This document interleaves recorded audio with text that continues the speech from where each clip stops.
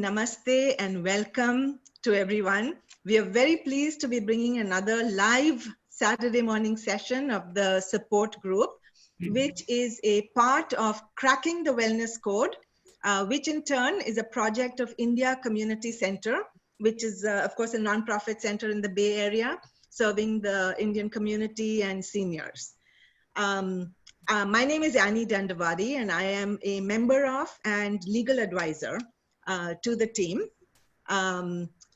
Cracking the Wellness Code's goals and objectives are reflected in our mission summary, which is educate, inspire, and empower.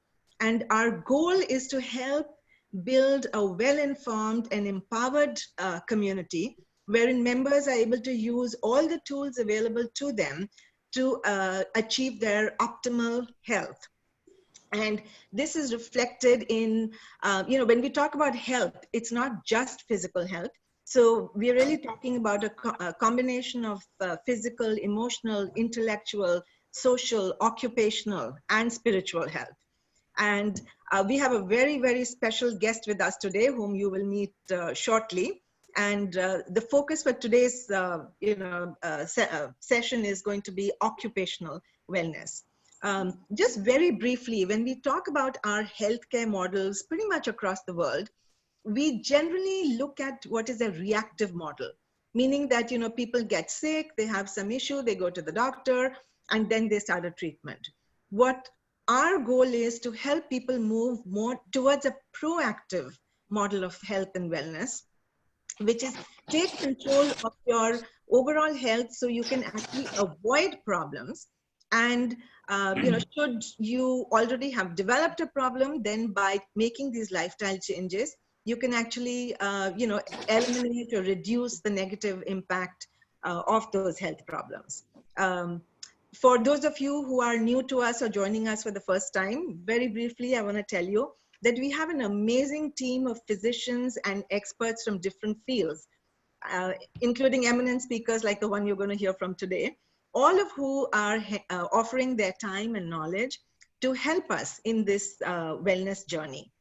And now, without further ado, to help us get comfortable and relaxed on this Saturday morning, I'm going to invite Jessie Sheehan, who is a professional jazz musician based in Berkeley, California.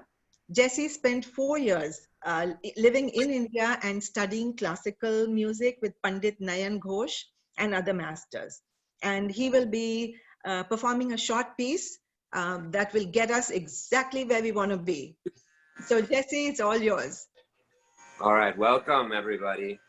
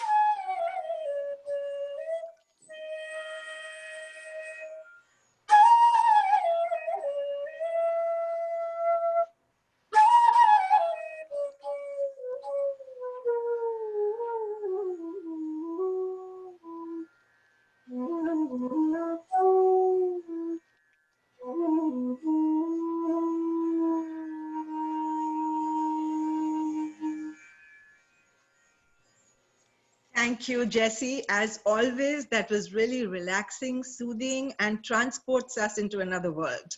Well, thank you. Thank you. Thank you. All right. Just to help put things into perspective, what we are using in this program is what's called the iceberg model of wellness.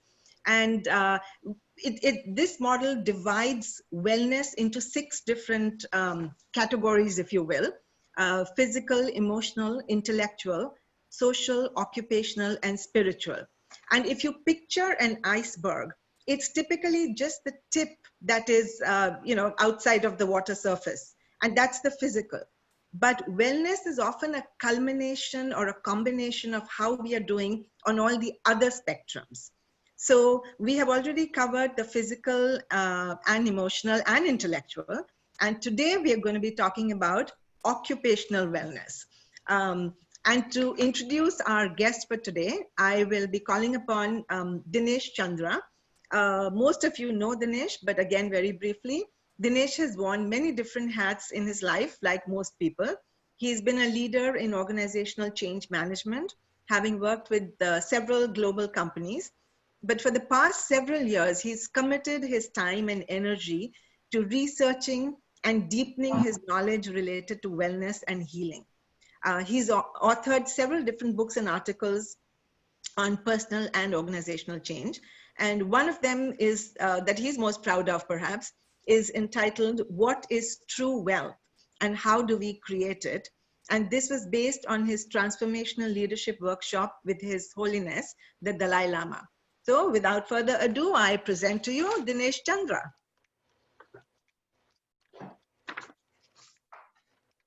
Thank you, Annie. And I'm pretty enthusiastic today because occupational wellness, as you all know, when we are aligned with our purpose, then magic happens and universe conspires to support us. And it's all about discovering your purpose and aligning with it. And the challenge comes on the way. It's not easy. And then to create a financial success is not easy. It's tremendous amount of juggling. And when I was thinking about this, then the person instantly came to my mind is, of course, Ashwini Khurana, who is a beautiful example about bringing that balance. I had met Ashwini when I had moved to India to work on quality improvement. And he was just back in the news.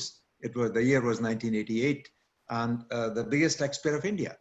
And when I was introduced to him, so I went to see him, and there was this person, total in humility, and I instantly connected with him. And then I found out about his passion. That was he wanted to plant 100,000 trees in 10 years. And as we kept in touch, 4 years later, he mentioned that he's only planted 28,000, so he was short. So what to do? So he then started buying rural land around Delhi. And lo and behold, he was able to meet his goal. And also that land multiplied beyond his wildest imagination and appreciated. And then given his passion as an environmentalist, Mr. Tree, then he started to develop an eco-resort. And it's a unique premier eco-resort in India today, eco-friendly and all the things. I don't want to share them all with you now. I would invite Ashwini to share some of his journey and how he has been able to create this occupational wellness and total wellness, as you will see how he gets involved into other activities, social, spiritual, and all the other activities. So here is Ashwini Khurana. Thank you, Dinesh. Thank you, Annie. Thanks for having me over this morning. Well, let's start with my younger days. I was brought up by migrants from Pakistan. Parents had moved into India from there during the partition. Times were tough, very tough. When I was young, I remember summer times, asbestos sheet roof in the house used to throw fire down the ceiling. And afternoon, we slept under the wooden bed to keep the fire off. And it was a 100 square yard resettlement colony house. And life was especially tough for me because I was sent to a public school. The place was fancy. The background from where I belonged was a mismatch to where I went. So this mismatch led to, I would say, an abused childhood. A teacher once picked up on me and says, "Hey, raffle man, you're going to get me a winning raffle ticket from your dad's shop tomorrow." Dad was in the lottery business, and raffle is another name for that. So the teacher wanted me to get him a raffle ticket, which is going to win him a prize. If it doesn't get into his hands on time, I'm going to be caned. If he gets the ticket on time, the numbers don't match to get him a prize, he's going to cane me again. So not only did I actually get caned, which is unbelievable, unbecoming of a teacher, but that's where it started. And the peer group picked up on the cue, and a kind of an abuse started out there. But the unique thing is, I grew up all along with a clear decision that I will be in the lottery business when I'm grown up. And this nature of my dad's business got me abuse, insult, browbeating, but made me more and more resolute to be in the business. It's a separate story. I not just got into that business, I was so focused, so intense that I was selling like 50 million lottery tickets a day by the time I was a little over 30. And I'd already been the country's highest income taxpayer doing that. Now, one initial lesson of life that I'd like to share with you is, stubbornness. If something got me into problem, I wanted to do that. So it was a single focus mind that got me into that. And then as I went along, the one word that started to resonate a lot with me was karma. So at some point, I started an in-house magazine called Karma. And the karma that came to my mind was environmental friendly practices. Initially, the passion was just to grow trees. And so tree planting things started to happen. And as you rightly said, 4 years into it, 10,000 trees target, 40,000 trees not happened. What to do? Start buying rural and suburban lands. And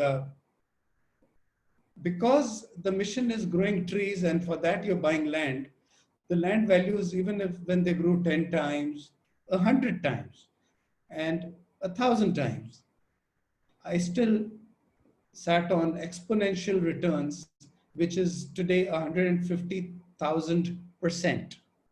So the focus on karma, the focus on intensity, this project started with the land acquisition when I was 29 years old. Today I'm 60. I'm yet to see returns in terms of cash flows. But in terms of creation of wealth and capital, it's been an amazing journey. And here we are today, Dinesh. You've been a very important part of my life because initial years of my business, the way I managed my 100 plus employees was literally like a school headmaster. Power flows from the barrel of the gun. If I walk into the office room and there are people chatting, I would feel that they're cheating on me. I'm paying them salaries to be very serious, focused, intensely working. My understanding of intense was different that time. You got to be serious. Seriousness was intense. But then I was not even 30 when I met you actually. And we talked about empowerment and how to make people co-owners of what you're doing. You got me to read a book called Love and Profit. So this book got me to understand how to conduct yourself, love before profit. Love the work you do, love the people who work with you, love the person who you've decided for very powerful reasons to sack the next few days from now. Lose your sleep, toss in the bed because you got to sack this person. So these whole things made the human that I was by the time I was in my early 30s. And I've just been building upon it more and more. And here I am today. This is $1 billion worth project in the unmaking. It will soon unfold. And we already have the country's most eco-friendly golf course, a beautiful resort. There's been a certain price to pay, but the journey's been worthwhile.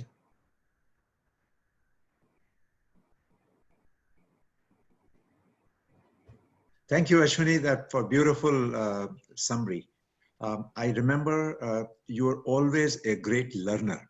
And in the Dharamshala workshop, when Peter Block happened to be with us as well, and who can better explain empowerment than Peter Block? And in that workshop, we all discovered our personal mission. And you also discovered your personal mission. So will you talk a little bit about, that was I think in about 23, 24 years ago. But would you describe your mission, what you wrote then, and how that has shaped your life, and what have been the significant events and the key turning points from then on? So, and to the mission you wrote, you recently sent me a copy of that, is to creating harmony of humans with nature and spreading happiness. And of course, the byproduct is inner peace and financial abundance. Those were parts of that, what I remember. So please share. Yeah, So, events, yeah. yeah, this is like 25 years ago. Correct. I committed my life to the harmony of humans with nature, and I vowed to discover true love before I die. And so this, I guess the love business came because I was in a loveless and a painful relationship at that time.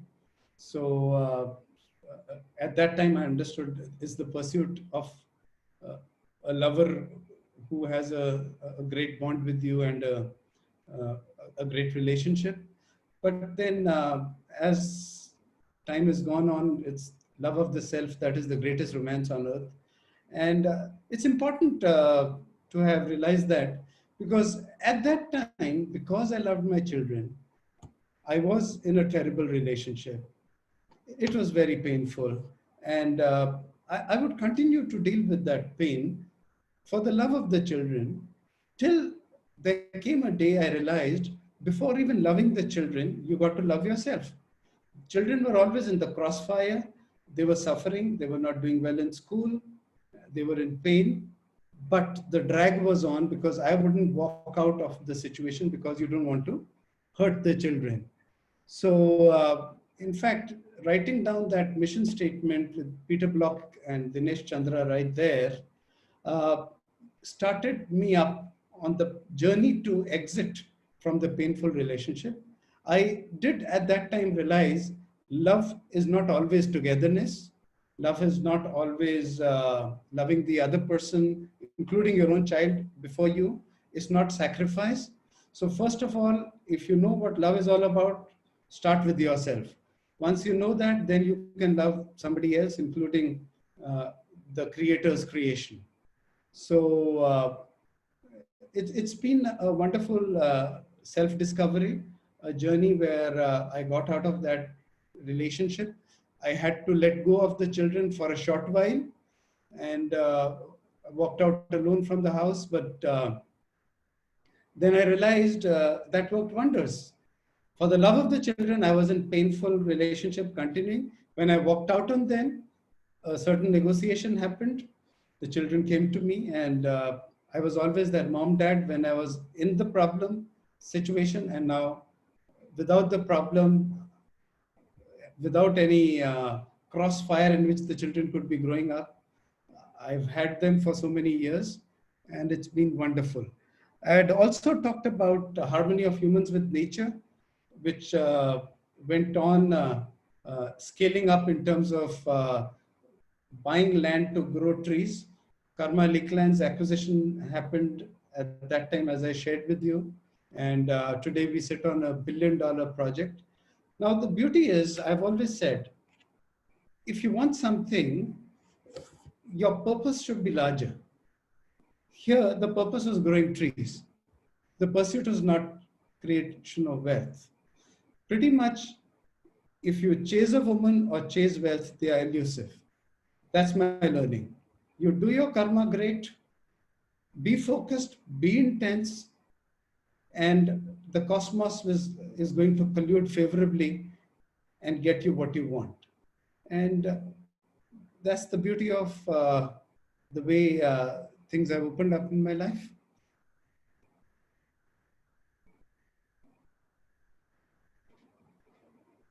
I can't hear you. Okay. I think the fame came to you pretty early, and at age 28, and then also recently you were recognized by NDTV as the eco warrior and the environmentalist, and you also got the prestigious awards, Kotler Achievement Lifetime Achievement Award, and so that must have been quite the egoful journey. How did you manage to kind of, but you don't live that life, you live in tremendous humility. How were you able to transcend your ego? What kind of event, something happened? How did you open your heart up? And how did you learn to surrender? Could you share something more about it? Yeah, I'll share with you. I've been last 15 years learning yoga and meditation in a very intense way. I've done a lot of sadhana with Sadhguru Jaggi Vasudev. And the Kriya Yoga that I've learned has taken me to another level of being grounded. And pretty much like, there have been situations in my life. I've been to jail. I've been through situations where there's been a contract on my life. And because of no ego problems, no vendetta issues, love of the self, as I said, the greatest romance. Now, if you love yourself, you're not going to live in hate. You're not going to live in vendetta. And so these situations in life, whether it was the litigation with my business partners with whom I fell apart at some point, 11 years of very intense pan-India litigation. There were like 25 legal cases all over the country. And at one point, I remember walking out of the arbitration hall with the same bunch of people, very happy. The arbitrator already told them that the allegations against me were unfounded, and he was going to drop the proceedings against me. I just happily come out of the hall after the arbitration. And the next thing I realize is 10 cops arrest me. I'm taken in. And the next 3 weeks, I spend in jail, of which 2 weeks in custodial investigation. Now, to keep the story short, first of all, the most beautiful, the most memorable period of my life, if you ask me, were these 3 weeks in jail. Because this was the culmination of the most troubled periods of my life. Trouble as in something in like 16 months' time. I had lost 2 children in a car crash. I had lost a marriage which at that time I treasured a lot. I had had tax raids, and then I was in jail. Despite that, I realized that while the external factors of my life were not in my control, my interiority, the way I would process it inside my own self, in my energies, was in my hands. I was very clear. All I had to do was, while in jail, I scaled up my yoga and meditation from 1.5 hours a day to 3 hours a day because there was nothing else to do. Sometimes I'd wake up at 4 a.m. I wouldn't have a watch. I had a few other people thrown into the same cell at night because somebody got drunk, somebody got into a brawl.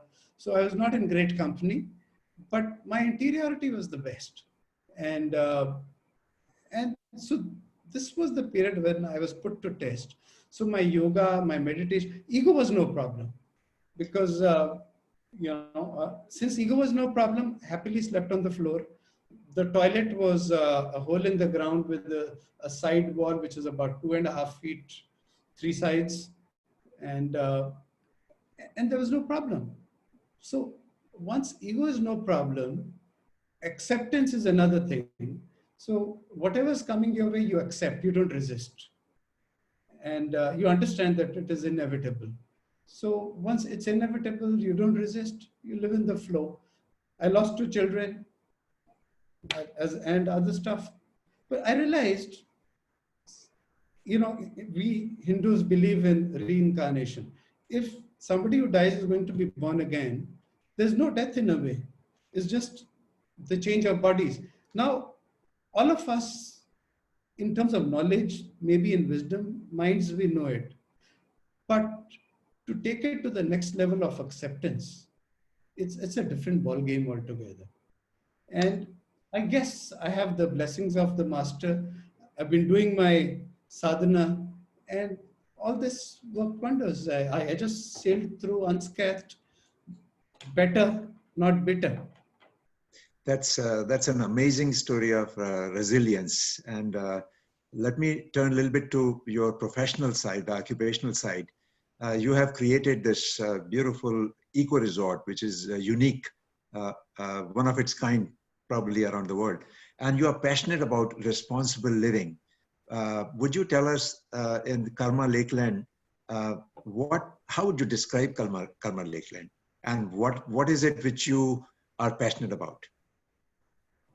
Dinesh, if you were to visit my WhatsApp DP with the message says, at war against honkers, litterers, smokers, and suckers, brackets of straws. Now, this was some time ago. And these are few things that represent the culture at my eco resort. We are basically all set to create a clean, green, serene, and eco-responsible gated community of like-minded people. Now, this is unique. No honking is a very unique Indian situation. You people in the US wouldn't relate what's he talking about. But out here, everybody's honking, everybody's agitated, and litter is all over, and straws, we wouldn't serve in our restaurants because of the plastic issue. And even paper straws would be given only upon request. Then this resort, we've done stuff like bee farming. The pursuit was to promote pollination, because pollination, as we all know, is very important to creating and sustaining life on the planet. If there are no bees, the life on the planet after 4 years wouldn't exist. So this is something that I had known for a while. And so the resort makes its own organic, natural, local honey. And one interesting thing that we've experimented here, and that is biocomposting of all the waste. We've got farm animals, cows, goats, chickens out there.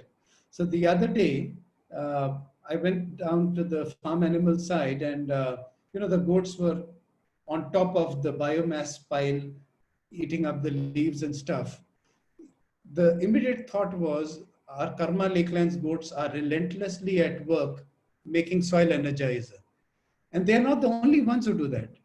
The goats accompanied with the cows, the chickens, the golfers, the hotel guests, the staff.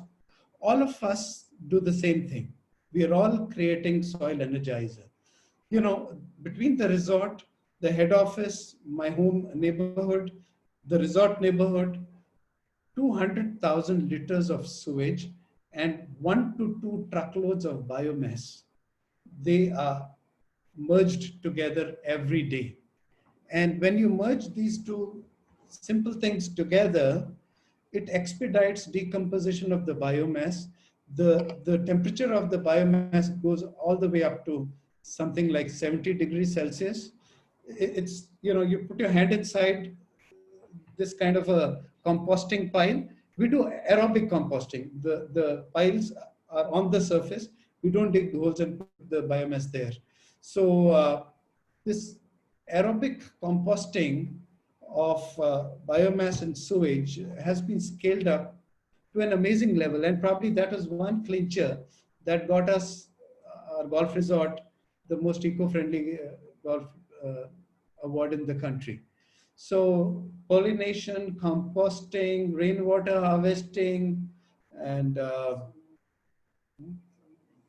and the greenest place. You know, our focus is moving from reducing grass. On the golf course, there are lots of trees. It's a mini forest come golf. And the other landscaped areas, the emphasis is in growing your own food rather than grass in the gardens. So lawns, grass would be minimum. I often joke with people, like the lockdown days in Delhi these days, there was a severe shortage of fresh vegetables. And I had no problem because we have little grass and lots of local organic vegetables growing at the resort, at the head office come residence. And I often joke with people, listen, if there's a fresh vegetables shortage, it can be possible now that the lockdowns and the corona days are here and they're to stay. Are you going to eat grass when such things happen? Or you'll grow more of your own food? So we grow our own food at Karma Lakelands. We grow our own compost, farm animals. Now, the whole natural way of living. Farm animals give you amazing bacteria, which is earth friendly, and and these are the things that are the religion to us, and we follow it pretty seriously. No, Ashwini, as you speak, your passion just comes through so clearly. And in this pandemic times, when people are home, I think it's a beautiful opportunity for people to really think about what is their purpose, what is their life all about, and aligning it. And you are a living proof that when you align with your purpose, you have this tremendous joy. And uh, I also want to know, I have people I have met, they are aligned with their purpose, they have done well, but somehow financially they don't do well. And you know, if financially you have not done well, then you can't sleep well. And if you can't sleep well, then if you're always worried about money, then you're going to have a not very healthy life. So what has been your relationship with money, and how you have been able to not only pursue your purpose and your inner calling, but you're also able to maintain a very healthy relationship with money and generate a tremendous amount of capital for, you know, the whole earth and for all the people. What is the secret? I tell you, my mantra is abundance.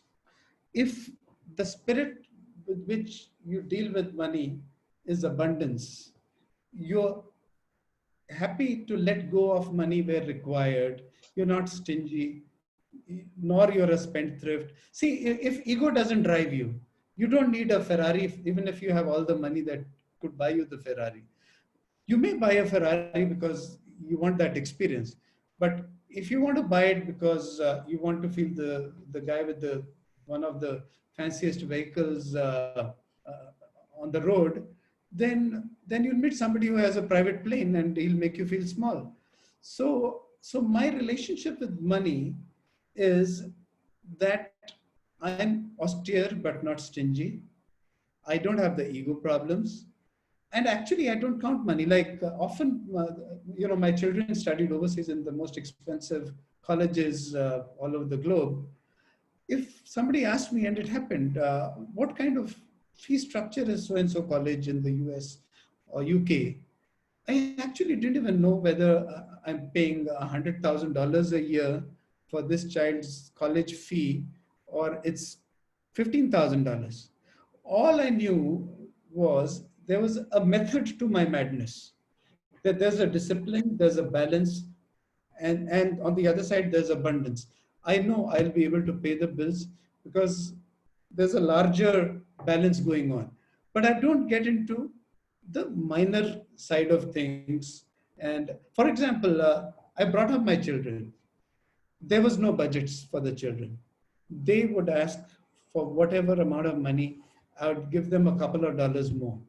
Even today, they ask me for 10,000 rupees, I'd probably pull out 15 and give it to them. If you see any of my children, you'd be surprised. They don't look like children of a man who pays so much of taxes, who's created so much of wealth. They're down to earth, they're middle class children. None of them drives a Mercedes or any foreign car. There are 5 foreign cars at home. None of the children touches any one of them. Only sparingly, the boy will come up, Dad, I'm in a mood to indulge today. Can I take up the GLS? I never say no. But they've grown up without budgets, without any constraints on how much they can spend. And the same concept of abundance has gone on to them. So when there's abundance, whenever there are problems, like pandemic times, there are migrants stuck up, busloads of people are being sent back to their homes. I'm sponsoring and supporting them. I don't even count where is the money coming from, where is it going? It's going for a good cause. There's abundant amount of it. Humanity needs this thing at this time. You got to do it. And there you are. So this is pretty much my relationship with money. I think I'm the master. It is not the master. Thank you. Thank you so much. Now let's go a little bit into the lockdown times. And I think there are 2 prevalent beliefs if you talk to people and friends.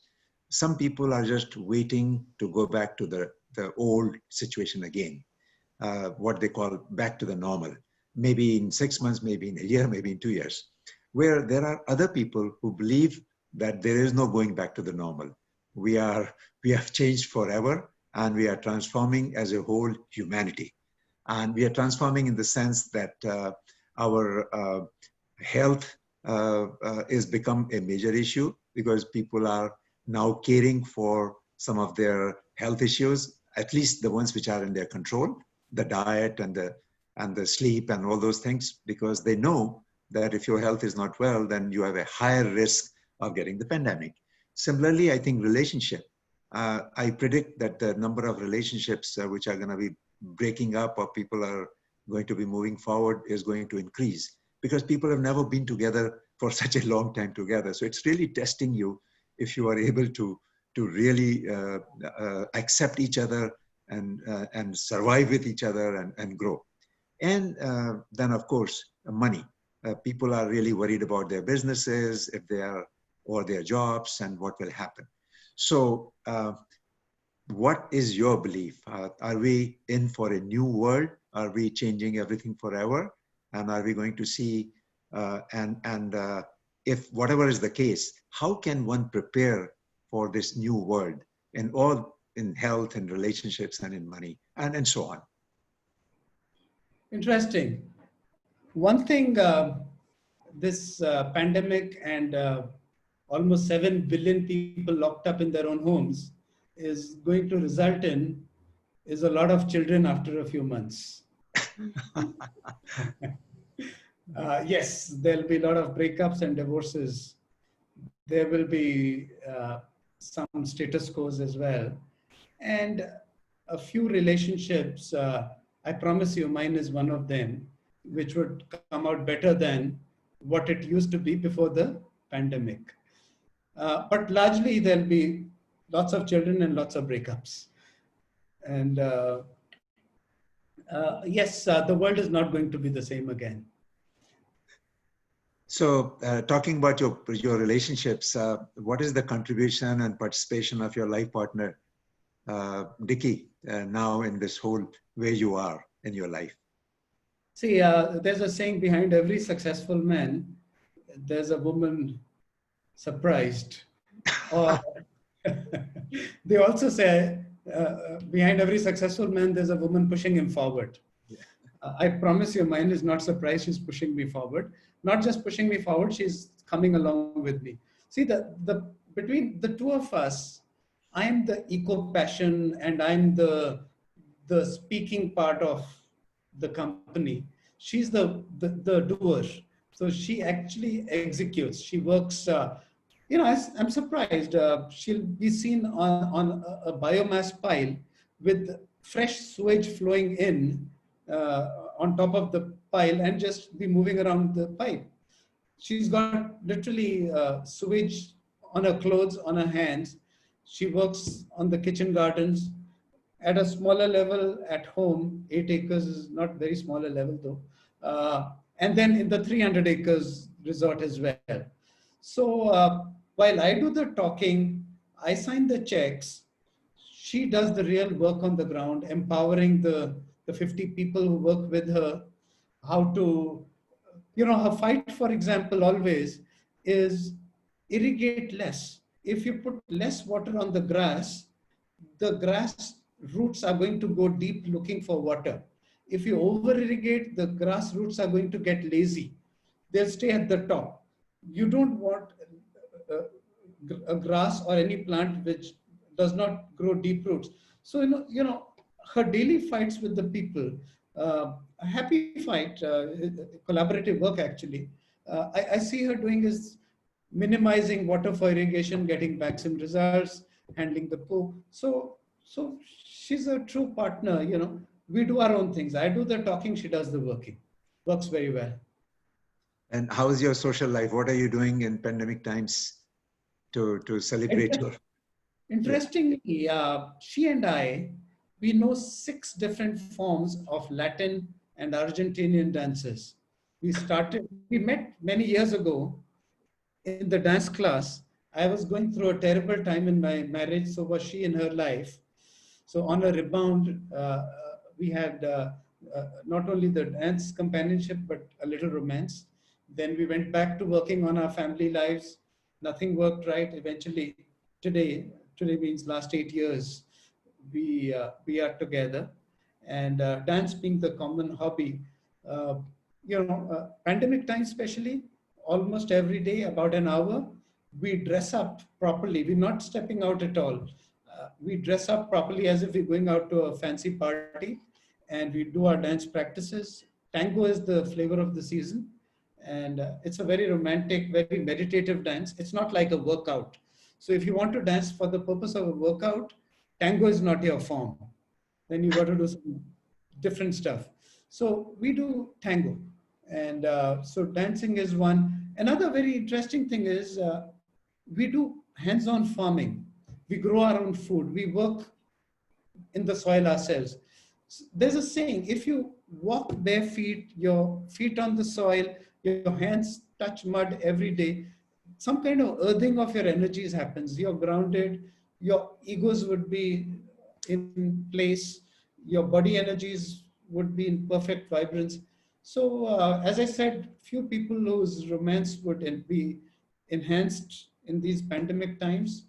We are contesting for that. We're also contesting for the most eco-friendly, the best gardens, the best food growing couple in town.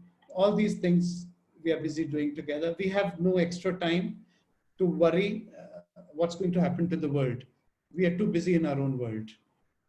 So we have some questions and answers coming up. I have many more questions to ask you, but I want to give opportunity to our participants, global participants, if they have any questions. And Vibhay Sinha, right here in California, Northern California, has a question for you.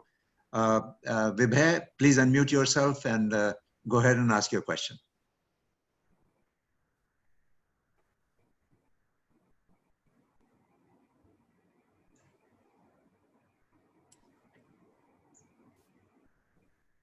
Can you hear me?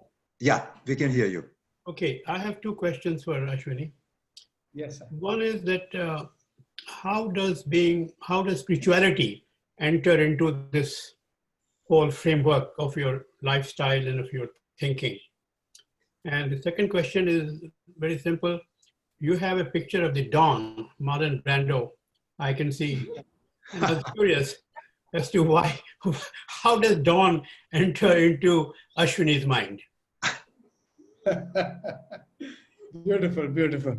You know, I was just starting up in business, early 20s, and I read the Godfather book and I saw the Godfather movie and I saw the movie again and again, some 15 times.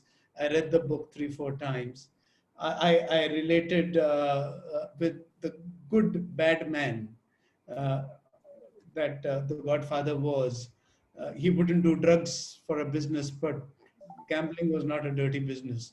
So, by chance, I was in the lottery business, though they were not hardcore gambling kinds, but I was in the lottery business, and a lot of not the literally it's having blood on the street kind of a lifestyle, but the philosophy with which this man could be ruthless and yet be principled in his business of life is what I picked up from this movie. So that's how the dawn behind me.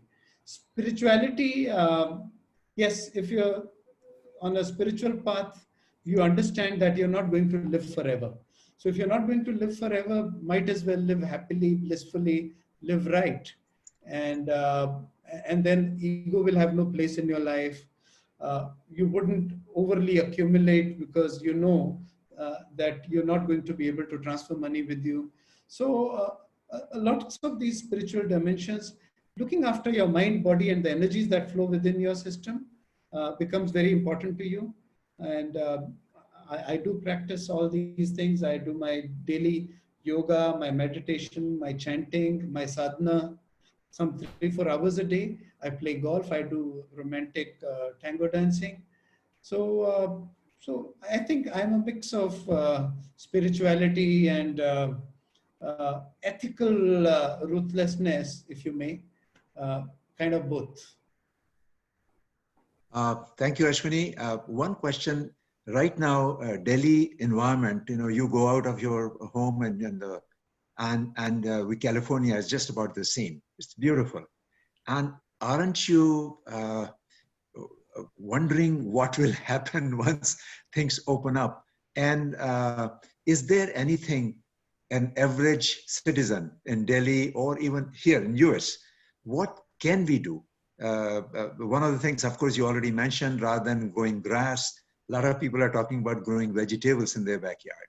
And but what is your vision, or what is your suggestion? How can we keep Delhi one of the most beautiful cities like it used to be? And is there any hope? Honestly, I've now started saying that I'm a child of the universe. So while Delhi is home to me, it has its own problems. I've honestly, I've started calling us Indians as a sea of irresponsible humanity. When I use the word sea, I'm talking of overpopulation.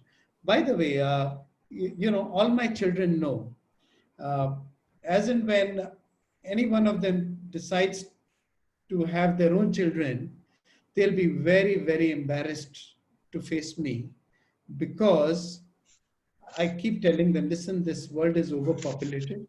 The world's resources do not match with the demand upon them. 7.2 billion people already. This world could only handle, according to me, half the world's population that exists today, and the numbers are growing. So imagine, I have no desire to be a grandpa at all.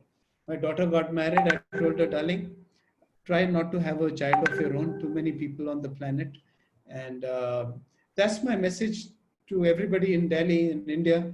our numbers are growing exponentially. When numbers grow, uh, irresponsible lifestyles do come in. You know, there's a million fires that happen at a certain time in and around Delhi. Even now, 2 months ago, there was leaf fall that started. People keep bunching up shed leaves and burning them.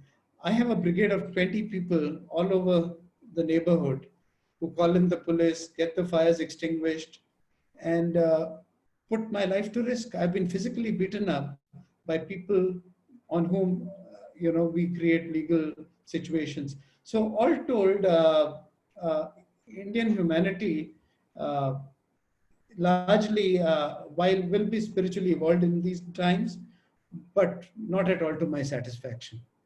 I probably want to be in a place where there are more responsible human beings. There's no explosion of population. There's more awareness, better air qualities. California is definitely better than Delhi. Well, are you ready to go to Mars if Elon Musk has a new plan? Perhaps get into the waiting list and start the environmental journey there. Uh, if Dicky is allowed to come along, yes. Okay. All right. Yeah. As a responsible citizen, well, one question. I noticed that, like I already said, I have found in you an amazing learner. Initially, most of the people start their life with blaming others. And like you mentioned earlier, right? And then you were able to quickly grasp the empowerment concepts and, you were able to empower yourself. And then I noticed that the life circumstances, when you are in the toughest situation, rather than going down, you use them as, the best time you describe, and you open up your heart. And now you learn there also. And people like Nek Chand, who came into your life and, planted, the tree planting ideas came from there, right? So you have always been a learner from a lot of people you have learned. And now you also have Sadhguru. So what are the things, if you can summarize your life, all the things you have learned over the years, and and bring it up, ending in spiritual learning, the ultimate stage of life where you begin to feel oneness with all, with environment and with animals and all the beings. So would you summarize your learnings? So with Nek Chand, what I learned was utter humility. I learned to live a life of zero waste, if possible. From my home, from my lifestyle, we are a zero waste campus of 8 acres, 25 people, the family plus support people put together. What does Waste. that mean? What does that mean, zero waste? And can I do zero waste in my home? Yes. We can work together, minimize or make the plastic ingress zero. The products that you consume, you decide what you buy based on the packaging in which one company versus another is providing you the same product, that kind of a thing. And then we do stuff like eco bricks, all the biomass stays inside and becomes soil energizer. We've used this expression from night soil to soil energizer. And so with Nickchand, this tree planting, composting, rainwater harvesting, uh, uh, zero waste, turning a lot of waste into things of beauty, aesthetics, all this came into my life.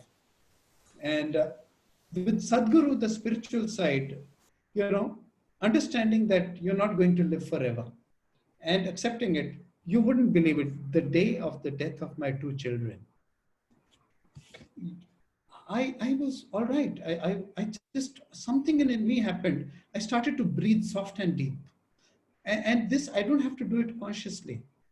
Something Sadhguru's done on me in terms of the sadhana, the practices that I do. Whenever times are extremely tough, some self-defense mechanism takes over. I start breathing soft and slow. And that's something which is unexplainable. And it's happened to me. And accepting death very easily. I mean, it's easier said than done for almost all people. But at least when I saw it, I just went through the paces. Day 3 of this tragedy, I was at the arbitration proceedings, and people out there were shocked to see me there. I was pretty all right. Incidentally, the, the day of the death of the children, I had Sadhguru coming in for a satsang. 450 people were invited to my home with a dinner. Sadhguru offered to call off that plan. And I said, no, Sadhguru, I've learned from you that the business of life must go on. Imagine such humongous tragedy of this magnitude, and the dinner, the satsang, the whole spiritual program happened in my house. So these are the learnings from both these people who pretty much made me who I am today.